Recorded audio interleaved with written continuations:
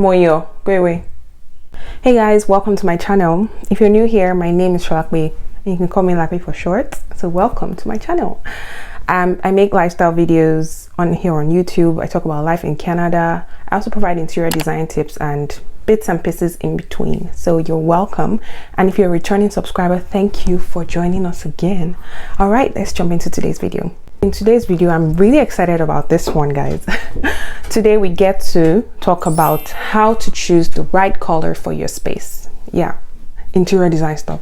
So color is an interesting topic. Color is in the fashion industry, makeup, and of course we have the interior design. So color is actually a topic that spans across many industries. And when we talk about color, to be honest, it's not a skill that you just, acquire just like that. Getting an eye for color is a skill acquired over time. So in a particular period you might fancy a styling of color, like a color palette. This year and next year you'll be like, no, I'm over this color palette. So it's a skill that is acquired over time, but there are basic principles that guide you in selecting the right color for your space. So first of all, you need to understand that choosing a color for your space helps you to set the tone and the mood of that space. Once you have that in mind, you want to answer these three questions when choosing a color for your space. The first question is, what is the function of that space?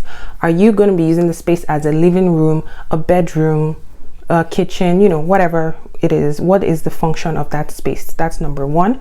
And number two is, what type of mood, are you looking to have or get from that space? So for example, that in your bedroom you want to feel relaxed, right? That's just an example. So the kind of color you select for your bedroom will determine, the kind of mood you're going to be getting for that space. And we're going to get into that very shortly, but just bear that in mind. And number three is, what is your design style? Of course, this question, I would say, evolved over time, and your design style might not be necessarily be one type of design style. It might be a mix of two or three. Like for example, myself, I'm really into the boho / modern, contemporary style. So merging those two together is kind of like a huge contrast, but again, it's still a thing. So we'll probably talk about this in another video, but yeah, just have those three questions in mind. All right, so when we talk about selecting colors, there's a tool that interior designers, interior decorators use in helping them select colors for their clients, and it's called the color wheel. So I have it right here with me, or color decks, really. So it's just anything that has portrays colors and everything that has to do with colors, and we're going to get into that right now. But I want to do a quick recap of something we learned back in elementary, primary school. The basic colors. Primary colors are red, yellow, blue, right? And secondary colors are green, violet, orange. So green, which is the secondary color, comes from the combination of blue and yellow. Orange is from a combination of yellow and red, and violet is a combination of red and blue. And then we go to tertiary colors, and tertiary colors come about from mixing both primary and secondary colors to give you the tertiary color. So for example, you might want to mix primary color blue with the secondary color green, which will give you blue green. So that's an example of a tertiary color. And now this leads us to our next topic, which is color psychology. So color psychology teaches you the kind of mood associated with colors. So let's talk about red, because red is the first color anyway. Red is an exciting color. When you think about red, you're thinking about drama, excitement, flashiness. So red is a really bold color, and that is why it is usually associated with places like diners, restaurants. If you observe, McDonald's has red as part of their brand colors. So you think about excitement, like eating, drama, flashiness, then just associate red with stuff like that. So you see it in areas like the kitchen mostly, and if you see a darker toned red, like more like the maroons or the darker shades, then you see that in like a formal living room. So just bear that in mind for red. And the next color is yellow. Yellow is associated with being joyful, you know, happy, like the sun. So when you say we're bright and shiny, you know, the sun, think of yellow. So yeah, yellow is associated with the summer because of the sun, and it evokes hope and, you know, energy associated with warmth. So you probably see it in places like libraries because you want to stay attentive, you know, in the library. So yellow is associated with concentration, attention. And you also find yellow in places like gyms or places where kids play because of that sense of warmth and, you know, playfulness. And too much, there's a downside to too much of yellow. It could cause fatigue to the eye. If you think of shades of yellow, like maybe lemon yellow, like the greenish type of yellow, that is kind of ugh. I don't know if you guys know what I'm talking about, but you know, too much of that could lead to a lot of fatigue and even kind of cause raising the temper. Yeah, that's what research actually shows. So yellow is a really good color for anything that relates to kids or libraries or anywhere you need to concentrate. Bear that in mind. And my next color is orange. Orange itself also represents warmth, richness, and it fosters concentration or a goal-setting environment. Orange, just like yellow and red, is very stimulating, so you don't want to have it in a place of relaxation, you know, for example, like your bedroom, because it has that it fosters excitement, goal setting, like, you know, very fast-paced, high tension kind of areas. Which brings us to our next color, which is green. So when you think of green, you think about nature, you know, greenery, and that also brings a sense of calmness, you know, relaxation. Depending on the shade of green you select, and you can always layer green because it's a really cool color, so you can always layer different shades of green, but it will give you that sense of nature. So if you're looking to bring nature into your home, you know, even and also with incorporating plants into your space, green is definitely a very good color. So you can have greens in your living room, in your bedroom, or even your office space, really, because it gives you that sense of focus, calmness, you know, support, emotional stability, really. And our next color is, can you guess? Blue. Blue gives us this sense of trust, loyalty, calmness. That's why definitely you will see blues in your bedroom, for example. And it also, depending on the shade of blue that you select, it also gives you that crisp, airy feel. You know, imagine like a sky blue in your bedroom, or like a really light shade of blue. It gives you that crispiness, closer to a white. It gives you that crispiness, airiness in your bedroom, and also opens up the space. And our next color is violet. So when you think of violet, you're thinking of royalty, richness, lushness, you know, wealth. Violet is usually preferred by people that are into works of art, like musicians or writers, you know. And our next color, can you guess, is white. So white obviously is crisp, you know, it's a plain color. It is basically an open canvas. So because white obviously is originally associated with hospitals, so you think of white as clinical, you know, a place of healing. Yeah, because you see it is in hospitals and clinics, and you see white on doctors, you know, with their lab coats and all of that. So you think of, like, you know, healing, sense of wellness, basically. And of course you can always mix white with literally any color. So white will basically tone down the feeling of a room. So if a room is giving you like really high energy, white can tone it down a bit.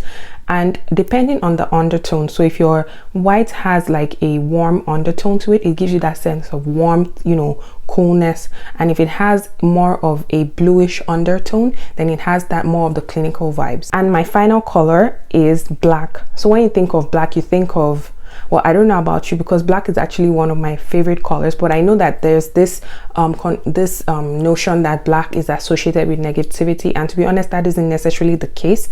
Black, in my own opinion, brings a sense of grounding in the midst of chaos. Of course, if used in larger amounts, that's when you feel that negative vibe. But if you're using it as a central point in your space, it kind of ties everything all together. Now that you know a bit on color psychology. You want to know the terminologies that come when you hear your professional speaking about color. So if you're talking about hue, what does a hue mean? So a hue is a pure color which you'll find on your color wheel or your color decks. So for example, this red here is the hue because this is the original shade of red. If you look here as well, this is the original shade of blue. So this is what we refer to as a hue. A tint is created when you add white to a hue. So for example, I have here red.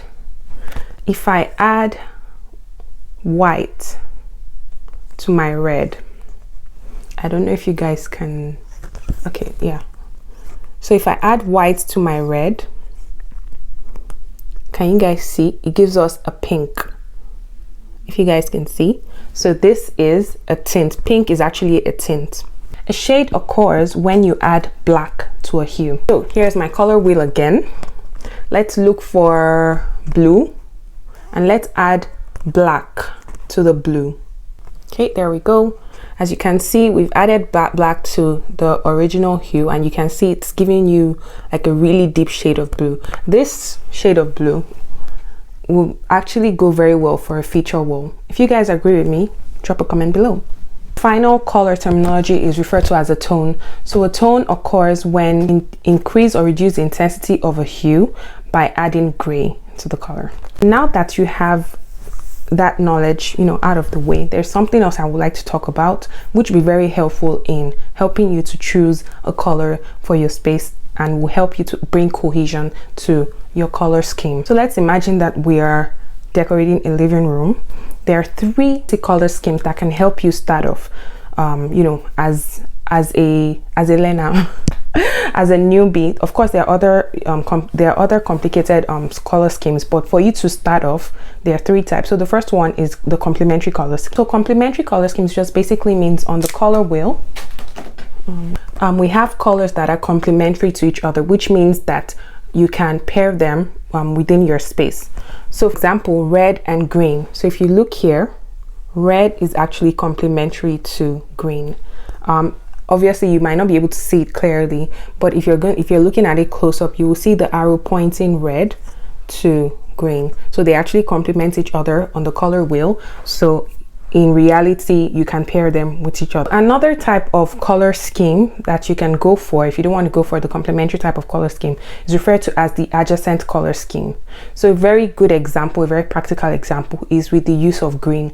Green comes in so many shades. So on your couch, you can have like a blank canvas, for example, like a cream or a white couch. On your couch, you can have a blue-green pillow, a shade of green, a yellow-green type of pillow, and also greenery lying around. And you know, it just brings that sense of warmth, you know, and there's cohesion because you're not just seeing a straight flat green on the couch, you're seeing different shades of green, which kind of breaks the look but still brings about cohesion.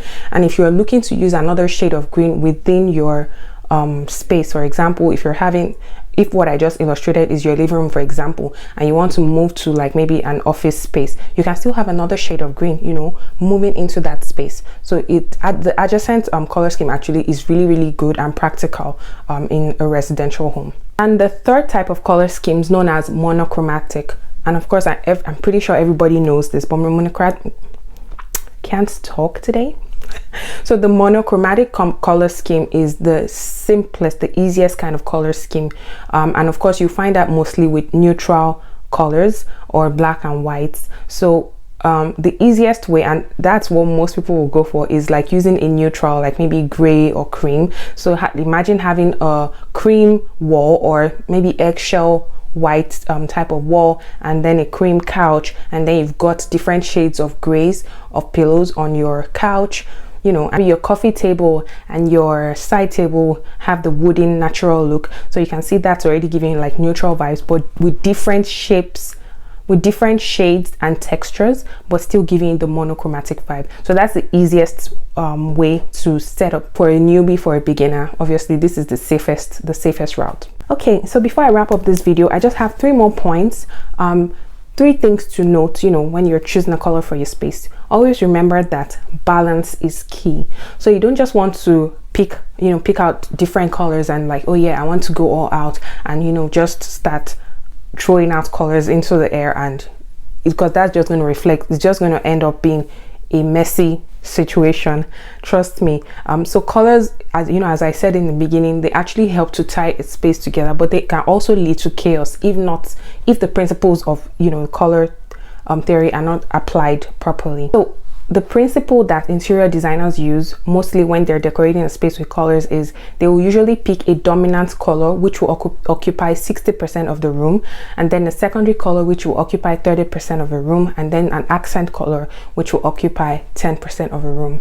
So a practical example is if in my bedroom I want to have a very calm and relaxing vibe, and I am into the contemporary style, which obviously goes with neutrals, but I also like to have a hint of color in my space. So the dominant color will be, for example, eggshell white. There's another one from Benjamin Moore which is known as Chantilly lace. That's also another very cool shade of white that has like a warm undertone to it. So imagine the whole of the room having that color.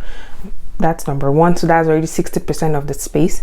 And then for the 30%, which is the secondary color, I want to go with a gray duvet, gray accent pillows as well, and the carpet will also be gray. That's 30%. And for the 10%, which is the accent color, I want to go with a green. So I have elements of greenery on my for example, on my nightstand. Put an example somewhere here. You know, 60% is the main color that fills up the room. 30% is the complementary color, the secondary color, you know, that fills up the bed, the carpet, the curtains or drapes, you know, whichever the case may be. And then 10% is just hints of that green, you know, within the space. So I hope this has really been helpful. I've tried to kind of, you know, put my thoughts into one video. So I hope this has been helpful. If you have any questions, please do not hesitate to drop them in the comments. I'll be very happy to answer any of your questions, and we're looking for inspiration, you know, what you can do within your space. Also drop it in comments. I'll be happy to, you know, throw ideas at you guys. But yeah, we've come to the end of this video, guys. If you enjoyed this video, don't forget to give it a thumbs up. Smash that like button, smash it, because it helps you know, others to see this video, and whoever might be, you know, looking for something like this will have access to it. So guys, don't forget to give me a thumbs up. And if you haven't subscribed, really, like, you need to subscribe now, because I'm going to be making more videos. Okay, all right, thank you guys for watching, and I'll see you in my next video. Bye.